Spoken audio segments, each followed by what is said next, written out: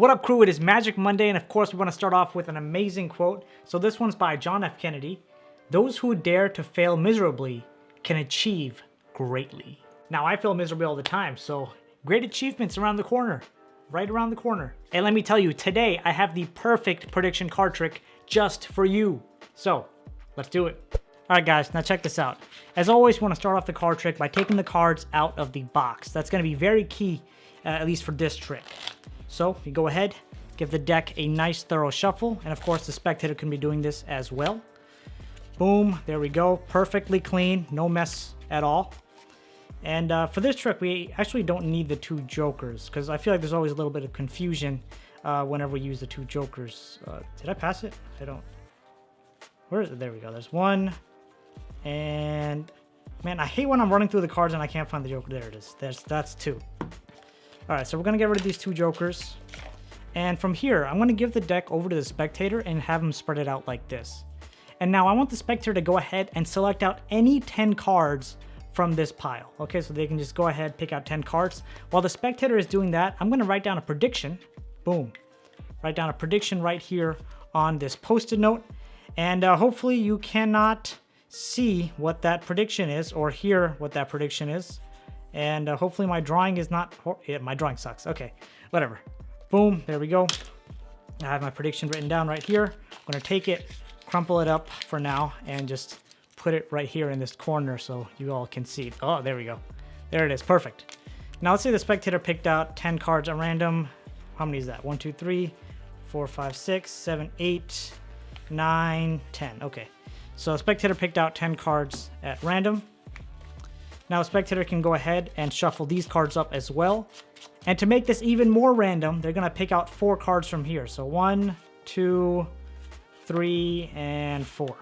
All right, so now this is pretty random. Deck was shuffled, 10 cards were selected from there. Then those 10 cards were shuffled, and then we selected 4 cards from there. Let's take a look at what these 4 cards are. We have the Ace of Spades, 8 of Hearts, 6 of Spades, and the 4 of Spades.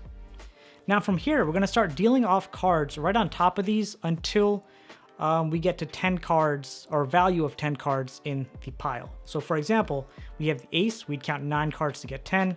We have the 8, we'd count 2 cards to get 10, and so on and so forth. So let's count. Ace. And now we're going to add up the value of all these cards. So we're going to do 1 plus 8 is 9, plus 6 is 15, plus 4 is 19. All right, so now we don't need these cards. Now, being that random, we're going to take a look at the card in the 19th position. So here you go. 1, 17, 18, 19. Now, the card in this position is the 4 of clubs. I knew it. I knew it all along. Oh, you don't believe me. See, I had a prediction written down that I crumpled up here. And you can see this prediction says the 4 of clubs. Alrighty guys, welcome to the tutorial. Just a little bit of background on this effect. This is actually known as perfect prediction, and it's a favorite of the magician Chester Morris. So, what do we need for this trick? We will need a deck of 52 cards. You will need something to write a prediction on and something to write a prediction with. If you got all that, we can dive right in to the card trick. Starting off this effect, as always, I like to have the spectator go ahead and shuffle up the deck.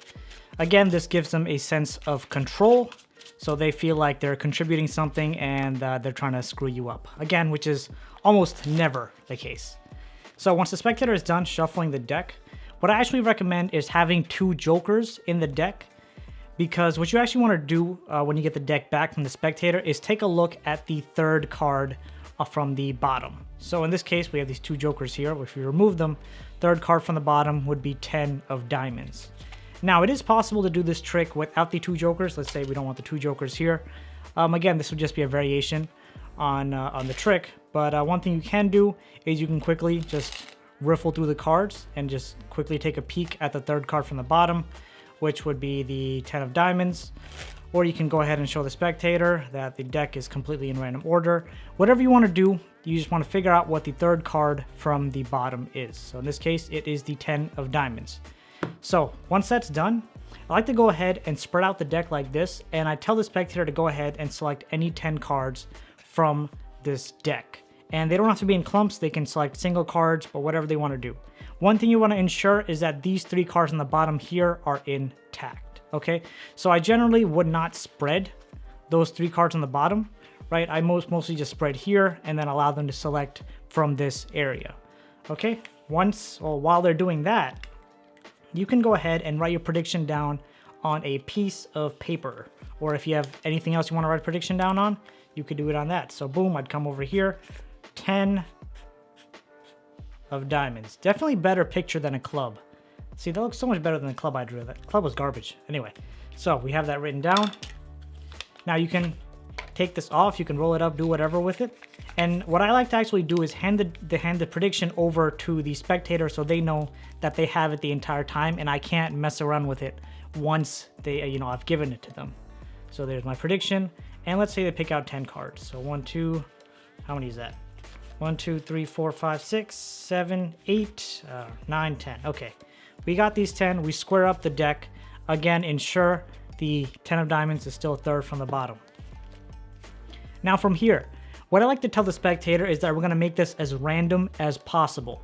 So they pick 10 cards at random. I want them to shuffle up the 10 cards and then pick 4 cards from there. So they're going to pick 4 cards from here. 1, 2, 3, 4.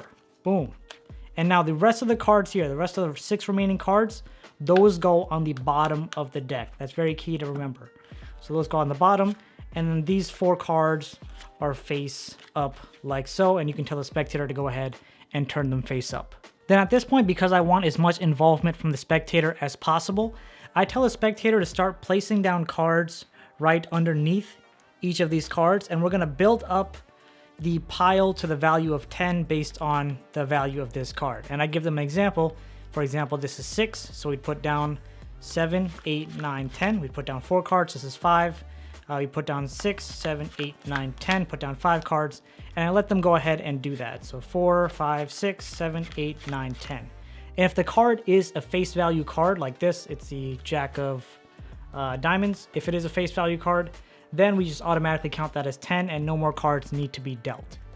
So at this point, I have the spectator go ahead and add up all these values. And as I'm adding up these values, you want to actually move all these cards to the bottom of the deck.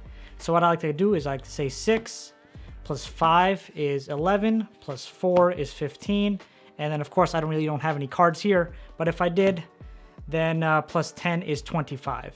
Then I square all these up, put them over to the side, and I hand the deck over to the spectator once again.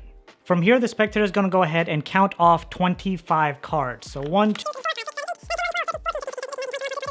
25, okay? And now if we take a look at the card in the 25th position, it's obviously going to be our 10 of diamonds. And I like to just mess around with the spectator saying, yeah, I knew that all along. And then, the trick ends there, but of course they're like, oh no, that, obviously, how do you know that? You're lying. Then I told them to go ahead, take a look at the prediction that was in their hands the entire time, in their pocket, wherever it was, I couldn't reach to it. Then you slowly have them open it up, and they see it's a perfect match, the perfect prediction, the 10 of diamonds. That's all there really is to it, completely impromptu with a perfect prediction. And as always, if you guys enjoyed this video, make sure to hit that like button. I think it helps. I'm not entirely sure. And then go and check out that effect because I think you'll like it. I'll see you there. Peace out.